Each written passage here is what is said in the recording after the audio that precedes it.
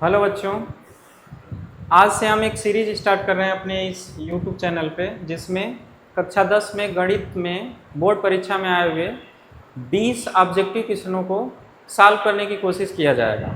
आज हमारे सामने है 2025 का सेट नंबर 1। 2025 में ऐसे ही सेट नंबर 1 से लेके 7 तक 7 सेट होंगे और ऐसे ही हर ईयर में 7-7 सेट होंगे। तो 2025 का हम लोग सेट 1 से स्टार्ट करके सेट 7 तक ख़त्म करेंगे। उसके बाद 2026, 2021, 22, 23 ऐसे करके ये सीरीज लंबी चलेगी और एक एक दिन के अंतराल पे आपको ये 20-20 क्वेश्चन की क्लास मिलेगी। आज पहली क्लास है और इसमें हम देखते हैं कि ये जो 20 क्वेश्चन है ये कैसे क्वेश्चन है। आइए पहला क्वेश्चन देखते हैं। तो पहला क्वेश्चन है हमारा कि एक परिमेय संख्या और एक अपरिमेय संख्या का योग क्या हो सकता है। और ऑप्शन है हमारे पास कि परिमेय संख्या हो सकता है, अपरिमेय संख्या हो सकता है, या प्राकृतिक संख्या हो सकती है, या पूर्ण संख्या हो सकती है। तो आइए पहले ये देखते हैं हम कि परिमेय संख्या होती क्या है। परिमेय संख्या होती क्या है इसको पहले समझिए। तो हमें पहले से पता है कि परिमेय संख्या जो होती है, परिमेय संख्या जो होती है वो ऐसी संख्या होती है जिसको हम p/q के फॉर्म में यानी कि फ्रैक्शन में अंश तथा हर में लिख सकते हैं, जहां हर यानी कि q 0 नहीं होना चाहिए और p q दोनों ही क्या होना चाहिए, पूर्णांक होना चाहिए, यानी कि इंटीजर होना चाहिए। क्या होना चाहिए? इंटीजर होना चाहिए। तब परिमेय संख्या हम बोल सकते हैं। अगर ऐसा फॉलो हो रहा है तो परिमेय संख्या है, नहीं फॉलो हो रहा है तो अपरिमेय संख्या है। अपरिमेय संख्या जनरली क्या होती है? तो अपरिमेय संख्या जो होती है वो क्या होती है, जनरली इसका एग्जाम्पल जो होता है वो जिनको हम p/q के फॉर्म में नहीं लिख सकते हैं, जैसे कि √2, √3, ये सब क्या है, अपरिमेय संख्याएं हैं। तो आइए ये क्या कह रहा है कि एक परिमेय संख्या लीजिए। तो एक परिमेय संख्या मान लीजिए 1 ले लिए। 1 क्या है? परिमेय संख्या है। और अपरिमेय संख्या हम क्या ले लिए? √2। इसको अगर हम जोड़ रहे हैं, ये क्या है? परिमेय है। ये क्या है? अपरिमेय है। इनको अगर हम जोड़ रहे हैं तो ये कैसी संख्या आ रही है? तो हम इसको बहुत करेंगे तो बटे 1 करके इसको p/q का फॉर्म बनाएंगे, लेकिन वो फॉर्म बनाते वक्त ये दोनों संख्याएं पूर्णांक होनी चाहिए, जबकि ये पूर्णांक नहीं है। पूर्णांक का मतलब 1, 2, 3 जैसा, ये पूर्णांक नहीं है। ये है क्या? ये मान लीजिए कि पूर्णांक है। तो ये कह रहा है कि परिमेय होने के लिए दोनों ही संख्याएं, मतलब अंश और हर दोनों ही पूर्णांक होना चाहिए, जबकि यहाँ देख रहे हैं कि अंश जो है वो पूर्णांक नहीं है, मतलब ये परिमेय संख्या नहीं है। और जो संख्याएं परिमेय नहीं है वो क्या होगी? अपरिमेय होगी। जो संख्याएं परिमेय नहीं होंगी वो क्या होंगी? अपरिमेय संख्याएं होंगी। तो हमारा ऑप्शन क्या हो जाएगा? डी सही हो जाएगा। पूर्ण संख्या और प्राकृतिक संख्या में चेक ही नहीं करना है, ये क्या हो जाएगा? अपरिमेय संख्या हो जाएगी। अगला क्वेश्चन देखते हैं। अगला क्वेश्चन है हमारे पास कि संख्या 156 का अभाज्य गुणनखंड, 4 ऑप्शन दिया है आपके पास। 156 का हम क्या कर रहे हैं? अभाज्य गुणनखंड करते हैं, देखते हैं क्या आता है। तो 156 का अगर आप अभाज्य गुणनखंड करेंगे तो कैसे करेंगे? 2 से भाग देंगे तो कितना आएगा? 7 दूना 14, 8 दूना 16। फिर 2 से भाग देंगे तो क्या होगा? 3 दूना 6 और 9 दूना 18। फिर 3 से भाग देंगे तो क्या आएगा? 13 बार में, और यहाँ 13 बार ले जाएंगे तो ये कट जाएगा। यानी कि 156 का अभाज्य गुणनखंड क्या आ रहा है हमारा? तो ये चीज आ रही है। अब यहाँ देख रहे हैं कि 2 जो है ना वो 2 बार है, तो इसको हम लिख सकते हैं 2 के पावर 2 इंटू 3 इंटू 30। अब ये देखिए किस ऑप्शन में है। ये हमारा ऑप्शन बी दिख रहा है। बी ऑप्शन इसका क्या हो जाएगा? सही हो जाएगा। आइए तीसरा क्वेश्चन देखते हैं। तो तीसरा क्वेश्चन हमारे पास है, इसमें क्या कह रहा है कि यदि 3x + 5y अपान 3x - 5y = 7/3, तो x बटे y का मान बताओ, इनमें से कौन सा हो जाएगा? तो इस क्वेश्चन को हम सॉल्व करने की कोशिश करते हैं। 3x + 5y अब बटे के 3x - 5y, ठीक, = कितना दिया है? 7/3 दिया है। अब यहाँ तिर्यक गुणा होगा, तो 3 का गुणा किस में होगा, 3x plus 5y equal to इसका गुणा इसमें, इसका गुणा इसमें, तो इसका गुणा इसमें होगा तो क्या होगा 7 3x माइनस 5y ऐसे। अब 3 का गुणा करेंगे तो ये क्या होगा 9x प्लस 15y, इधर 7 का गुणा होगा तो कितना होगा 21x minus 35y, 21x minus 35y। अब देखते हैं हम कि इस 9x को 21x में से घटा लेते हैं और 35y को इधर ला लेते हैं, तो 15y हो गया plus 35y equal to 21x में से क्या कर लो 9x क्या कर लो घटा लो, तो यहाँ पे क्या हो जाएगा, इसको जोड़ेंगे तो ये हो जाएगा 50y, 21 में से 9x घटाएंगे तो क्या आएगा 12x। अब हमें क्या है कि x बटे y निकालना है, हमें क्या करना है x बटे y करना है, तो हम क्या करेंगे 50 इधर रहने दो और इस 12 को क्या कर लिए नीचे रख लिए, और इधर क्या हो गया x/y।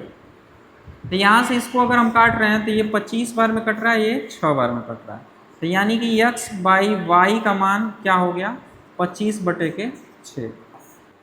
तो 25/6 ऑप्शन सही है, यानी कि 25 संबंधित 6, यानी कि यहाँ पे ऑप्शन जो हमारा सही है वो क्या है ए सही है, ए ऑप्शन है 25 संबंधित 6। आइए अगले क्वेश्चन को देखते हैं। अगला क्वेश्चन है हमारे पास कि समीकरण 3x square minus 2x plus 1/3 equal to 0 का विविक्तकर ज्ञात करो। आइए देखते हैं विविक्तकर क्या होता है, पहले ये समझिए। अगर आपके पास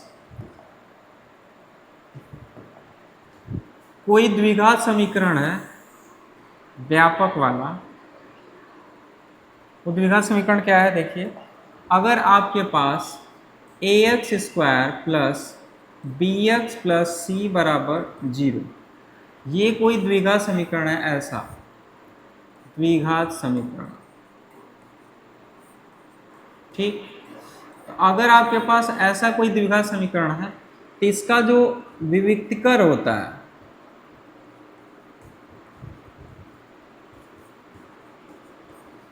वो d से निरूपित करते हैं, वो क्या होता है b स्क्वायर माइनस 4ac होता है। क्या होता है b स्क्वायर माइनस 4ac। अब हमारे पास जो द्विघात समीकरण है वो क्या है 3x square minus 2x plus 1/3। तो ये जो हमारा द्विघात समीकरण है इसको हम उस व्यापक वाले द्विघात समीकरण से क्या करेंगे तुलना करेंगे, ax square plus bx plus c बराबर 0 से तुलना करने पर। तो अगर हम तुलना कर रहे हैं तो देख रहे हैं क्या आ रहा है, x स्क्वायर कोएफिशिएंट 3 है और यहाँ a है, तो a बराबर क्या आ गया 3 आ गया। यहाँ से अगर देखा जाए तो x का कोएफिशिएंट b है, वहाँ पे क्या है -2 है, तो यहाँ पे क्या हो गया -2 हो गया, और c जो है वो वहाँ पे क्या है 1/3 है। तो ये हमारे पास क्या आ गया ABC का मान आ गया। तो अगर हम विविक्तकर निकालें d तो वो क्या होता है b स्क्वायर माइनस 4ac। तो यहाँ पे हम देख रहे हैं कि b का मान क्या है, b का मान है -2 का होल स्क्वायर माइनस 4, a का मान क्या है 3 है, और c का मान क्या है 1/3 है। अब यहाँ हमें दिख रहा है कि 3 से 3 कट गया, तो ये -2 का अगर स्क्वायर करें तो ये कितना आएगा 4, और इधर से 4 बचा, तो d का मान हम देख रहे हैं कि 0 आ गया, मतलब विविक्तकर क्या हो गया 0 हो गया। अब 0 इसमें देखिए कि कौन सा ऑप्शन सही है 0, तो 0 हमारा यहाँ पे ए ऑप्शन सही दिख रहा है। तो चौथे क्वेश्चन का क्या था ए ऑप्शन सही था। आइए पांचवा क्वेश्चन देखते हैं। पांचवा क्वेश्चन कह रहा है कि निम्नलिखित सारणी का माध्य ज्ञात करो, मतलब समांतर माध्य ज्ञात करो। अब इसको हम लोग कैसे करते हैं, इसके लिए हम क्या करते हैं कि इसके लिए हम लोग क्या करते हैं कि वर्ग अंतराल बनाएंगे, इसके बाद एक टर्न आता है मध्यमान का, इसके बाद हम लोग लिखते हैं अपना क्या बारंबारता।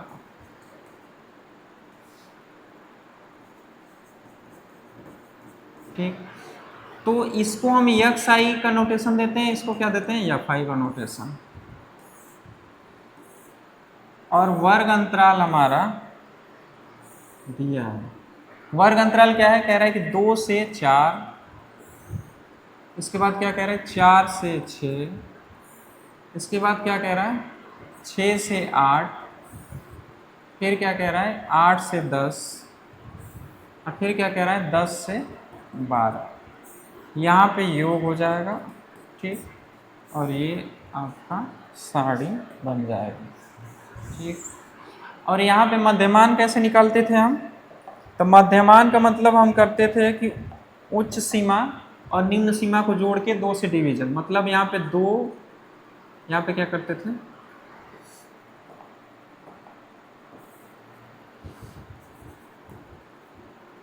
यहाँ पे हम लोग क्या करते थे कि 2 + 4/2 यानी कि 2 + 4/2 करेंगे तो 6/2 यानी 3 आएगा। ये क्या होगा 4 + 6 यानी 10/2 करेंगे तो 5 आएगा। 8 × 6 = 14 होता है तो 7 आएगा, ठीक है। यहाँ पे 18 होता है तो 9 आएगा, यहाँ 22 होता है तो 11 आएगा। तो अगर हम यहाँ पे चलिए, और यहाँ पे बारंबारता देखते हैं, तो बारंबारता अगर देख रहे हैं हम, तो बारंबारता में क्या है 2 है, 4 है, 7 है, 3 है, और क्या है 4 है, ठीक है। एक और खाना हमें बनाना पड़ेगा, ठीक है। वो खाना कौन सा होता है, तो वो होता है एक्स आई गुणे एफ आई का। ये क्या होता है एक्स आई गुणे एफ आई का खाना होता है। तो इसमें देखते हैं क्या आता है। तो हम इन दोनों का गुणा करेंगे एक्स आई, तो ये क्या हो जाएगा 6, ये क्या हो जाएगा 20, ये क्या हो जाएगा 49, और ये क्या हो जाएगा 27, और ये क्या हो जाएगा 44। अब यहाँ पे अगर हम समेसन एफ आई करें तो इसको जोड़ें तो ये क्या आ जाएगा 6, 13, 16, 20, यहाँ 20 आ गया। अब इसका हम summation x I F I अगर करें तो इसको जोड़ेंगे तो कितना आएगा बताइए, तो ये जोड़िए 7 × 4 = 11, 11 × 9 = 20, तो यहाँ पे क्या आ गया 0 आ गया, 2 लगा हासिल, और 6, 4, 10, अब 10, 7 × 4 = 11, 11 × 9 = 20, 20 × क्या 26, 2 लगा हासिल, और 6, 4, 10, 2, 12, 12, 2, 14, तो 146 हो गया। अब समांतर माध्य होता क्या है, समांतर माध्य का फॉर्मूला होता है सिग्मा एफ आई एक्स आई बटे के सिग्मा एफ आई। तो ये कितना हो गया 146 बटे के 20, तो ये हो जाएगा 7.3। तो 7.3 हमारा क्या होगा, ऑप्शन सही होगा। और वो ऑप्शन हमें दिख रहा है कौन सा, डी ऑप्शन सही है, 7.3 यानी डी ऑप्शन हमारा क्या है सही है। आइए 7वां क्वेश्चन पे चलते हैं। 7वां क्वेश्चन हमें थेल्स प्रमेय दिख रही है, कह रहा है कि त्रिभुज एबीसी में डी पैरेलल क्या है बीसी है, मतलब डी जो है बीसी के समांतर है, डी जो है वो क्या है बीसी के समांतर है। और कह रहा है कि एडी जो है वो 1.5 है, और डीबी डी से लेके बी तक 3 है। तो और कह रहा है ए जो है 2 है, तो हमसे क्या कह रहा है एसी का मान पूछ रहा है, ये पूरा मान पूछ रहा है। तो इसके लिए हमें क्या करना है कि अगर हमारे पास ऐसा ट्रायंगल बन रहा है और इसमें क्या है कि ये दोनों भुजाएं क्या है समांतर है, और ये क्या है ए है, ये डी है, ये क्या है ई है, और ये क्या है बी है, और ये क्या है सी है।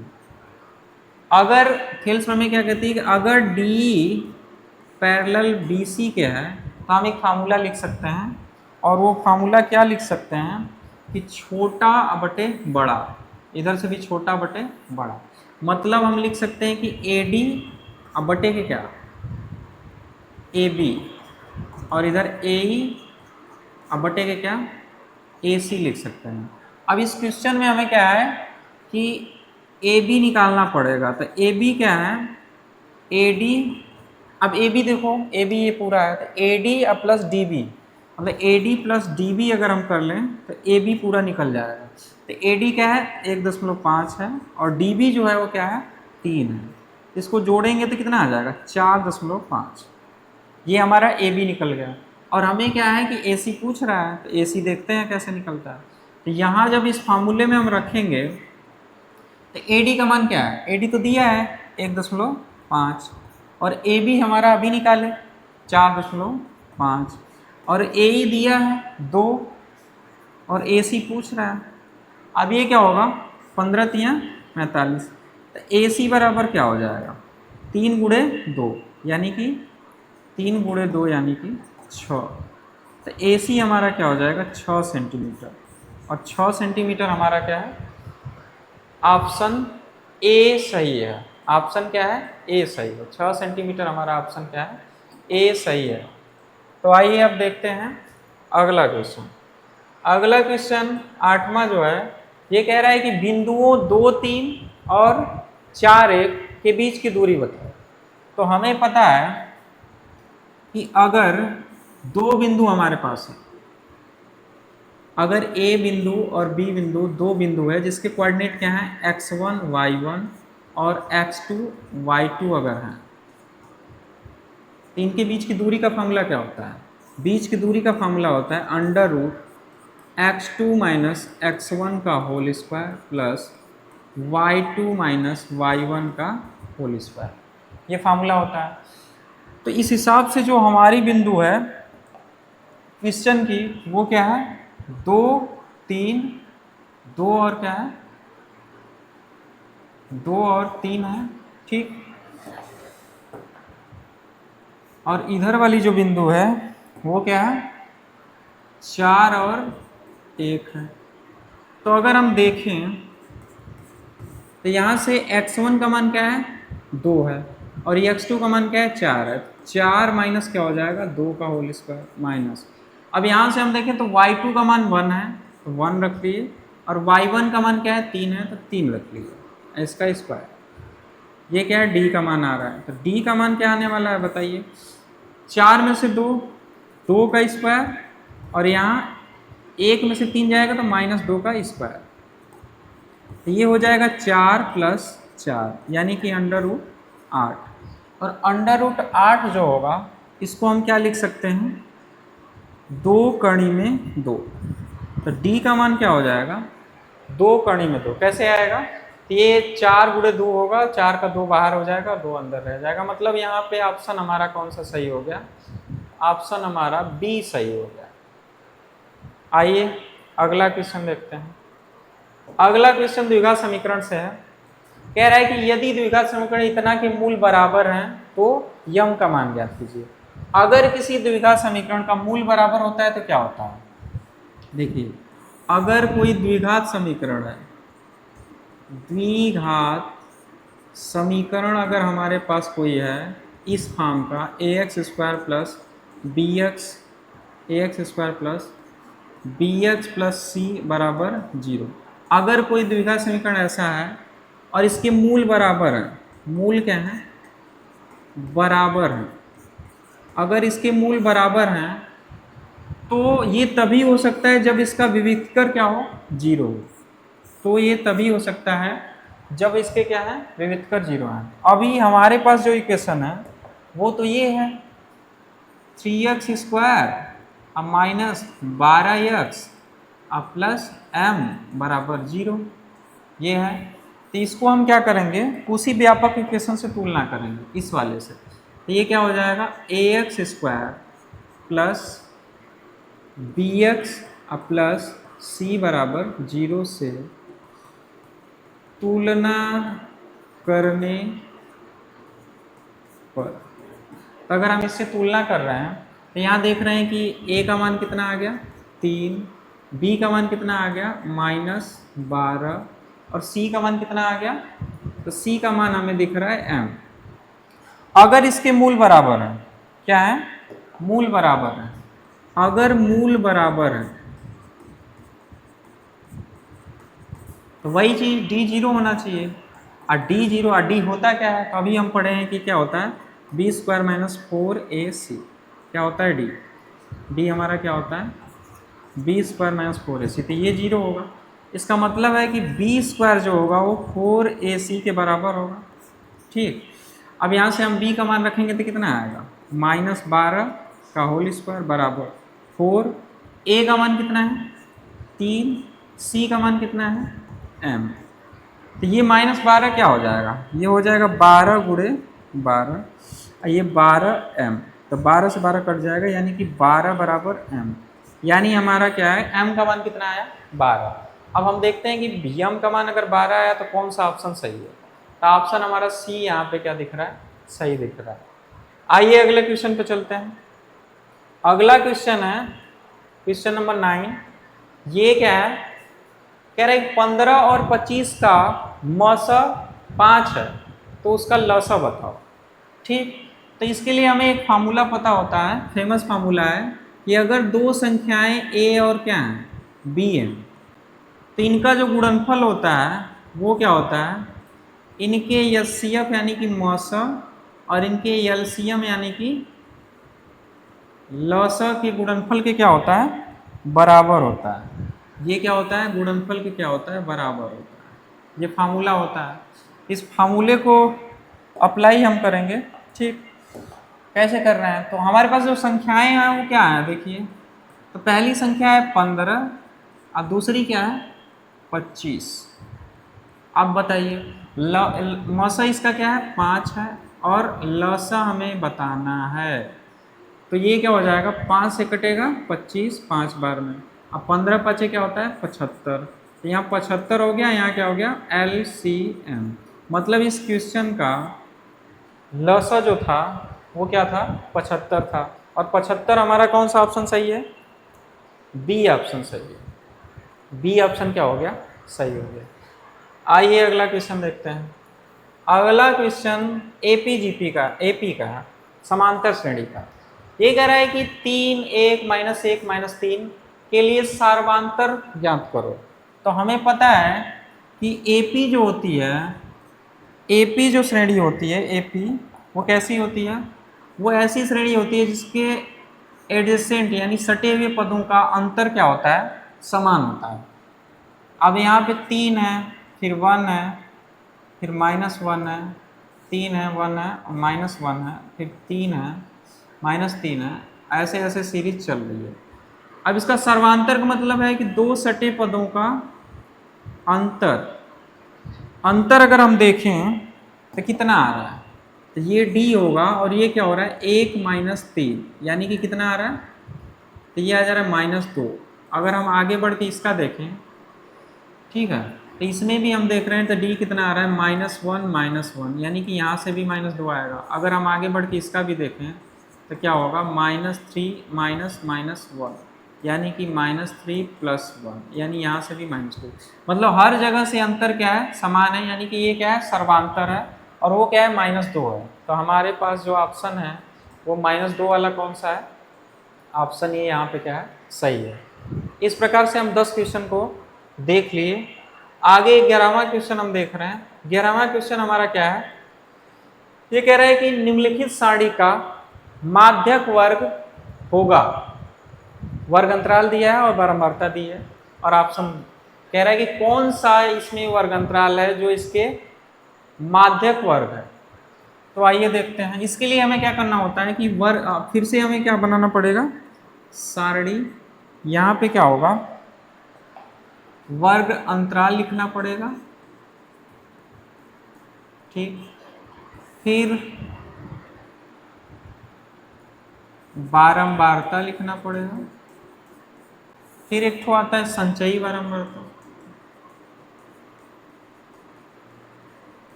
ठीक, तो ये सब कॉलम हमें बनाना पड़ेगा।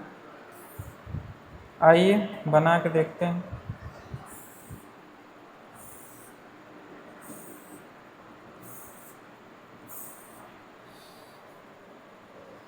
तीन 2 5, ठीक है, यहाँ योग का बन जाएगा ऑप्शन। ठीक है, अब पहला वर्ग अंतराल है 0 से 5 का, दूसरा है 5 से 10 का, तीसरा क्या है 10 से 15 का, फिर 15 से 20 का, और फिर 20 से क्या है 25 का। बारंबारता क्या है 2 7 3 10 4। ठीक है, अब संचयी बारंबारता कैसे निकलते हैं? संचयी बारंबारता हमारी निकलती है, पहले 2 लिख लेंगे, 2 में 7 जोड़ेंगे 9, और 9 में 3 जोड़ेंगे 12, 12 में 10 जोड़ेंगे 22, 22 में 4 जोड़ेंगे तो क्या आ जाएगा 26, 22 में 4 जोड़ेंगे तो क्या आएगा 26। तो यहाँ जो n आता है वो इस बारंबारता का क्या होता है योग होता है, वो कितना आता है 26 ही आएगा। ठीक है, ऐसे जोड़ेंगे भी तो 26 आएगा। तो ये n का मान क्या हो गया 26 हो गया। n का मान 26 हो गया, तो माध्यक वर्ग चेक करने के लिए हमें n/2 देखना होता है। तो ये 26/2 देखेंगे तो 13। अब ये चेक करना है हमें कि ये जो 13 है वो किस में आएगा, किस संचयी बारंबारता में आएगा। तो इससे जस्ट बड़ी संचयी बारंबारता देखो या इसके बराबर वाली, तो वो क्या है देखो 12 से तो ये बड़ा है, ये 22 वाले में आएगा। अगर ये 22 वाले में आएगा, ये किस में आएगा 22 वाले में आएगा। तो अगर ये 22 वाले में आ रहा है तो इसकी बारंबारता 10 होगी, और इसका माध्यक वर्ग जो होगा वो क्या होगा 15 से 20 होगा। तो 15 से 20 इसका ऑप्शन क्या था डी सही था। तो इसका ऑप्शन क्या था डी सही था। n/2 का मान क्या आया था 26/2 यानी 13। अब 13 हमें चेक करना था कि किस संचयी बारंबारता में आएगा। तो 13 से जस्ट बड़ा वाली संचयी बारंबारता में देखना तो 22 थी, तो इसका जो वर्ग अंतराल हुआ वो क्या हुआ 15 से 20 वाला हुआ। तो इसका ऑप्शन क्या होगा डी सही होगा। अगला देखते हैं, अगला ट्रिग्नोमेट्री का क्वेश्चन है। ये क्वेश्चन कह रहा है कि tan a बराबर 1 है तो 2 sin a × cos a का मान बताओ। आइए देखते हैं, अगर tan a बराबर अगर 1 है तो हमें बताइए कि tan में कितने अंश का मान 1 होता है 45 अंश का। तो tan a बराबर कितना हो जाएगा tan 45 डिग्री। तो a का मान कितना होगा, a का मान होगा 45 डिग्री। तो अगर a का मान 45 डिग्री हो गया तो हमसे पूछा क्या है, हमसे पूछा है 2 sin a × cos a। तो 2 sin a का मान 45 अंश और cos फिर क्या 45 अंश। अब बताइए कि 2 अब 45 अंश का मान क्या होता है साइन में 2, और ये भी क्या होता है 1/कणी में 2। तो ये 2 तो रहने देते हैं, 1/कणी में 2 और 1/कणी में 2 गुणा होगा तो 2 आएगा, और 2 से 2 कट जाएगा तो इसका आंसर क्या आएगा 1। अब देखते हैं कि इसका आंसर 1 दिया है ऑप्शन में, तो आंसर 1 ऑप्शन में होगा, और वो ऑप्शन कौन सा है सी ऑप्शन सही है। तो 12 का क्या हो जाएगा सी हो जाएगा। आइए अगला क्वेश्चन देखते हैं। अगला क्वेश्चन है सर्कल से, वृत्त से। कह रहा है कि एक वृत्त के केंद्र से 25 सेमी दूर स्थित बिंदु Q से वृत्त की स्पर्श रेखा की लंबाई 24 है। तो वृत्त की त्रिज्या होगी 7 सेमी, 12 सेमी, 15 सेमी और 24.5 सेमी। आइए देखते हैं, ये कह रहा है कि एक वृत्त है, एक क्या है वृत्त है। आइए एक वृत्त बना लेते हैं, एक वृत्त हो गया ठीक। और वृत्त में कह रहा है कि केंद्र से 25 सेमी दूरी पर एक बिंदु क्या है ये, मान लीजिए इसका केंद्र ये है और इससे क्या है 25 सेमी की दूरी पर एक बिंदु क्या है Q है, और ये हम O इसका केंद्र मान लिए। तो कह रहे वृत्त की स्पर्श रेखा की लंबाई 24 है। अगर यहाँ से हम इस पे स्पर्श रेखा खींचें, अगर हम स्पर्श रेखा खींचें यहाँ से, ठीक है, इसको हम P नाम दे दिए, तो स्पर्श रेखा अगर हम खींच दें तो ये कह रहा है कि 24 सेंटीमीटर है और ये 25 सेंटीमीटर है। तो कह रहा है कि इसकी त्रिज्या बताओ। तो ये केंद्र से ये परिधि को मिलाने वाली दूरी क्या होती है त्रिज्या होती है। और हमें एक प्रमेय पता है कि स्पर्श रेखा जो होती है वो त्रिज्या के साथ क्या करती है 90 का कोण बनाती है। तो अगर ये 90 अंश हो गया तो त्रिभुज ये फिर ये समकोण त्रिभुज हो गया। तो हम क्या करेंगे समकोण त्रिभुज OPQ में। अब बताइए कि समकोण त्रिभुज में हम क्या लगा सकते हैं पाइथागोरस प्रमेय। अब पाइथागोरस प्रमेय जो होती है वो कहती है कि कर्ण का स्क्वायर अगर आप करोगे तो वो क्या होगा आधार का स्क्वायर अब प्लस क्या होगा लंब के स्क्वायर के क्या होगा बराबर होगा। तो यहाँ पे देखेंगे 90 के सामने का क्या होगा कर्ण होगा ठीक। अगर हम इसको थीटा मान लें तो थीटा के सामने का क्या हो जाएगा, ये क्या हो जाएगा, लंब हो जाएगा, तो ये क्या हो जाएगा, आधार हो जाएगा। ठीक, इस हिसाब से अगर कर्ण हमारे पास क्या मिला, 24 का स्क्वायर, कर्ण क्या मिल गया, 24 का स्क्वायर।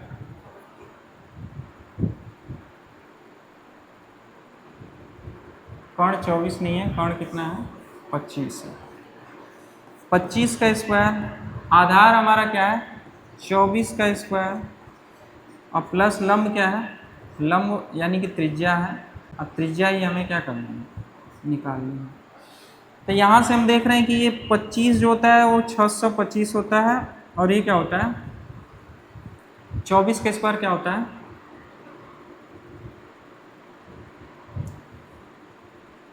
576, प्लस क्या होगा, आर स्क्वायर। तो यहाँ से हम देख रहे हैं कि आर स्क्वायर जो आ रहा है वो 625 में से क्या घटाना पड़ रहा है, 576। तो ये कितना आ जाएगा,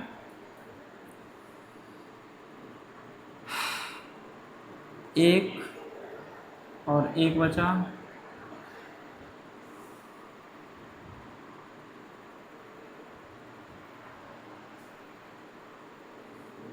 अगर हम 625 में से 576 घटा लें तो एक दे देगा, तो यहाँ पे 9 आएगा। ठीक है, और ये 7 4 11, ये कट जाएगा, मतलब यहाँ पे 49 आएगा।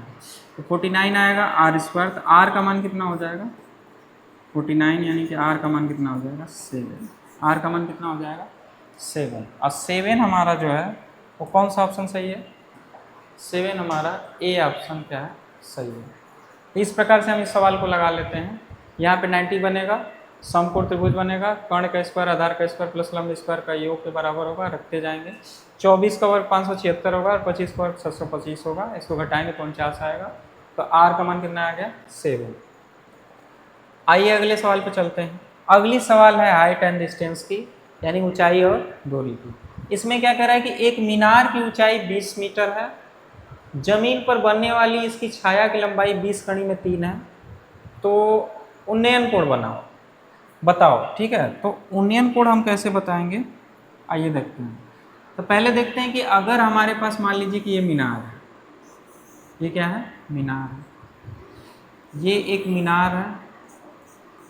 अब ये मीनार है तो इसकी छाया बन रही होगी जमीन पे, ये हमारी जमीन है, और इधर कहीं सूर्य उदय होगा। ठीक, तो इसकी छाया इधर कहीं बन रही होगी।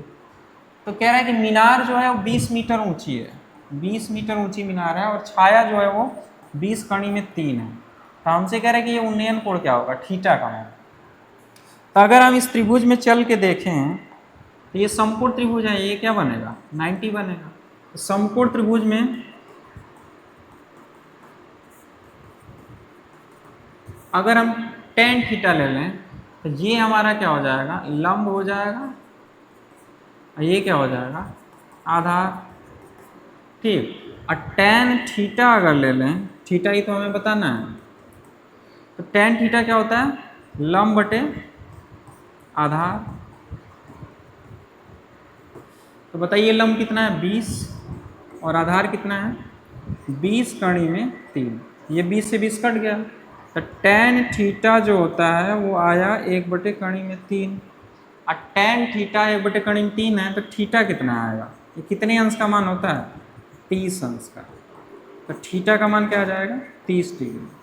अब 30 डिग्री कौन सा ऑप्शन सही है, देखिए। तो 30 डिग्री हमारा ए ऑप्शन यहाँ पे क्या है, सही होता हुआ दिख रहा है। तो 14 का क्या था, ए ऑप्शन सही। आइए 15वां क्वेश्चन देखते हैं। 15वां क्वेश्चन है कि 14 सेमी त्रिज्या के एक वृत्त का एक चाप उसके केंद्र पर 30 अंश का कोण अंतरित करता है, संगत त्रिज्यखंड का क्षेत्रफल बताओ। तो त्रिज्यखंड का क्षेत्रफल क्या होता है, पहले ये समझिए। तो अगर हमारे पास कोई सर्कल है, अगर हमारे पास कोई क्या है, सर्कल है, ठीक, ये सर्कल है मान लीजिए। तो सर्कल में क्या कह रहा है कि अगर ये केंद्र है इसका, और ये क्या है, थीटा अगर एंगल है तो ये त्रिज्यखंड बनेगा कि नहीं, ये बनेगा। तो इसका जो क्षेत्रफल का फार्मूला होता है वो होता है, अगर इसकी रेडियस आर है तो क्या होता है, पाई आर स्क्वायर थीटा बटे 360 ये फार्मूला होता है। और हमारे पास जो है वो कह रहा है कि आर का मान, आप देखो इसमें क्या है कि आर का मान दे दिया है कि 14 सेमी त्रिज्या वाला एक वृत्त था, और थीटा का मान भी दे दिया कि 30 डिग्री। तो हमसे कह रहा है कि त्रिज्यखंड का क्षेत्रफल क्या होगा, तो उसी क्षेत्रफल में रख लीजिए। ए बराबर कितना आ जाएगा, पाई का मान क्या है 22/7 होता है, आर का मान 14 दे ही दिया, 2 बार लिख लीजिए, और थीटा का मान 30 या बटे 360। ये 0 से 0 कट गया, 7 गुना के क्या होता है 14, और ये 3 एकम 3, 3 गुना के 6, ठीक। और 2 से ये कितनी बार में, 6 बार में कट गया, और ये कट गया, अभी ये 2 से कट सकता है, ये 11 बार में, और ये 3 बार में। मतलब ए का मान आ रहा है 11 गुणके 14 बटे के 3, 11 गुणके 14 बटे के 3। अगर हम 11 का गुणा करें 14 में तो 11 चौक 44, 11 कम 11, 11 4 15 बटे के 3, मतलब हमारा ऑप्शन जो है 154/3 ऑप्शन क्या हो रहा है, 154/3 ऑप्शन सही हो रहा है। मतलब हमारा जो आंसर आएगा वो 154/3 सेंटीमीटर स्क्वायर होगा, यानी कि ए ऑप्शन इसका क्या है, सही है। अगला क्वेश्चन कह रहा है कि जोकर की टोपी का आकार क्या होता है। जोकर की टोपी का आकार क्या होता है, ये आसान क्वेश्चन है, इसको आप लोग सब लोग बता सकते हो, ठीक है। कि जोकर की टोपी का आकार क्या होता है, ऐसा टोपी होती है जोकर की, ये कैसा आकार है, ये आकार है आपका शंक्वाकार। ये आकार कैसा है, शंक्वाकार। ये शंक्वाकार ऑप्शन था, और शंक्वाकार ऑप्शन हमारे पास क्या है, बी ऑप्शन इसका क्या था, सही। आइए अगला क्वेश्चन देखते हैं। अगला क्वेश्चन है कि कल्पित माध्य विधि और पग विचलन विधि का सरलीकृत रूप है, तो ये क्या है, प्रत्यक्ष विधि का क्या है, सरलीकृत रूप है। ये क्या है, प्रत्यक्ष विधि का सरलीकृत रूप है। आइए अगला देखते हैं। अगला क्वेश्चन, ये फेमस क्वेश्चन है, एक रिजल्ट होता है माध्यिका, माध्य और बहुलक में, उसी रिजल्ट पे क्वेश्चन बना है। और वो रिजल्ट क्या होता है वो रटा हुआ आप लोग को होना चाहिए। तो वो क्या होता है कि बहुलक जो हमारा होता है वो क्या होता है, 3 गुणे माध्यिका -2 गुणे माध्य, ये हमारा एक फार्मूला होता है, ठीक है। ये क्या होता है, फार्मूला होता है।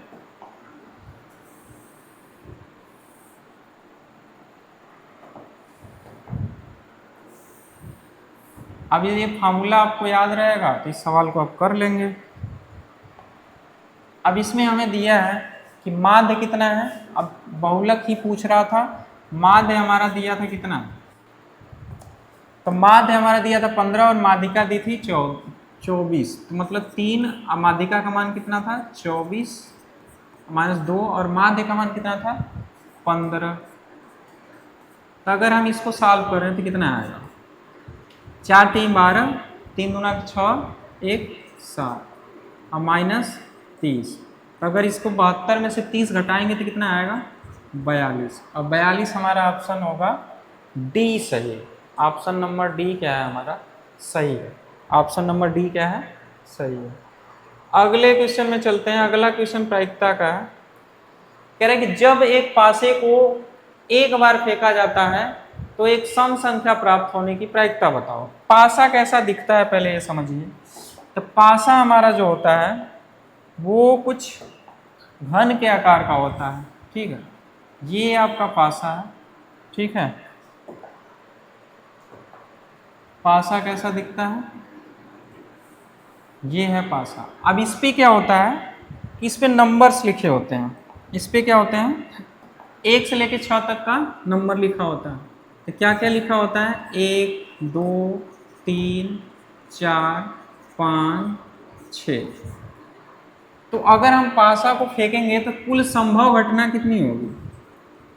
कुल संभव घटनाएं या कुल संभव परिमाण लिख सकते हैं।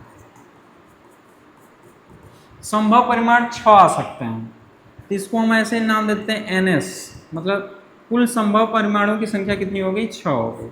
अब ये कह रहा है कि अगर हम एक बार फेंक रहे हैं तो उस पर सम संख्या प्राप्त हो, इसकी प्रायिकता बताओ। तो सम संख्या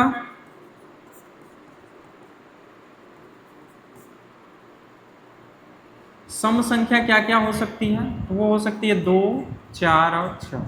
इन 6 परिमाणों में से सम संख्या तो बस 3 ही हो सकती है। तो ये नंबर अब क्या हो जाएगी? ई, मतलब घटना, इवेंट से रिलेटेड ये क्या है? 3।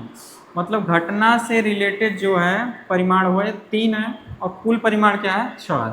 तो प्रायिकता का जो फार्मूला होता है ये P होता है NE अपान क्या? NS। तो इस हिसाब से हमारा ये क्या हो जाएगा? 3 है, ये क्या हो जाएगा? 6। तो ये क्या हो जाएगा? 1/2। मतलब प्रायिकता जो हमारी हुई वो क्या आएगी? 1/2। और 1/2 हमारा ऑप्शन कौन सा सही है? तो 1/2 हमारा ऑप्शन बी सही दिख रहा है। तो 19 का क्या हो जाएगा? बी हो जाएगा। अब हम क्या करेंगे? 20 नंबर क्वेश्चन को करेंगे। 20 नंबर क्वेश्चन क्या कह रहा है कि एक अच्छी प्रकार से फेंटी हुई ताश की गड्डी में से एक पत्ता यादृच्छया का मतलब रैंडमली निकाल रहे हैं, तो उसके रानी होने की प्रायिकता बताओ। तो पहले हमें ताश को समझना पड़ेगा कि ताश की जो गड्डी होती है ना, उसमें पत्ते कितने होते हैं? 52। और ये जो 52 पत्ते होते हैं ये 4 भागों में डिवाइड होते हैं। 4 भागों में क्या होते हैं? डिवाइड होते हैं। अब 4 भाग क्या होते हैं? एक होता है पान, इसको लाल से बना देते हैं, ठीक है। एक होता है पान का पत्ता, ठीक। दूसरा होता है ये काला दिल होता है, यानी कि हुक्मा होता है, ठीक है। ये हुक्मा का पत्ता होता है। फिर एक तो चिड़ी होती है, ऐसी कुछ दिखती है। और एक तो ईंट होता है, वो रेड कलर का दिखता है ऐसे, ठीक। तो ये होता है। अब इसमें क्या होता है कि रानी जो होती है क्वीन, वो इसकी भी एक ठो क्वीन होती है, इसकी भी एक ठो क्वीन होती है, और इसकी भी एक ठो क्वीन होती है, और इसकी भी एक ठो क्वीन होती है। और ये जो 52 पत्ते होते हैं इसमें से ये 13 पत्ता इसका होता है, 13 पत्ता इसका होता है, 13 इसका होता है, और 13 ही इसका होता है, ठीक। तो अगर हम बोलें कि ताश की पत्ती से हम रैंडम पत्ते को खींच रहे हैं तो कुल संभव परिमाण कितने होंगे? तो हम 52 में से कोई भी एक खींच सकते हैं। तो कुल संभव परिमाण अगर देखा जाए तो वो तो 52 1 2, मतलब ये पत्तियां जो होंगी परिमाणों की अगर संख्या देखा जाए तो हम तो फ्री हैं खींचने के लिए ना, तो हम 52 पत्तों में से कोई एक खींच सकते हैं। मतलब हमारा NS जो है वो क्या हो जाएगा? 52 हो जाएगा। कुल परिमाणों की संख्या 52 होगी। लेकिन घटना क्या है कि रानी आने की प्रायिकता, तो रानी कितनी होती है? तो रानी आने के परिमाणों की संख्या। तो रानी तो या तो रानी किसकी हो सकती है? पान की, या हुकुम की, या चिड़ी की, या ईंट की। तो रानी तो 4 ही होगी ना। तो नंबर ऑफ इवेंट जो होगा वो क्या होगा? 4 होगा। तो अगर हम प्रायिकता देखें तो प्रायिकता जो होगी हमारी वो कि नंबर ऑफ ई बटे क्या होती है? प्रायिकता अगर हम देखें तो नंबर ऑफ ई बटे क्या होता है? Number of S. तो हमारा नंबर ऑफ ई क्या है? 4 है, और नंबर ऑफ एस क्या है? 52। इसको हम काटेंगे तो क्या हो जाएगा? 1/13। 1/13 हमारा ऑप्शन क्या होगा? सही होगा। और 1/13 ऑप्शन कौन सा सही है बताइए? तो ऑप्शन हमारा बी यहाँ पे क्या है? सही है। इस प्रकार से आप देखें कि हम 1 से लेकर 20 क्वेश्चनों को आराम से क्या कर लिए? सॉल्व कर लिए। इसी प्रकार से आपको भी करना है। ये आज की क्लास खत्म हुई।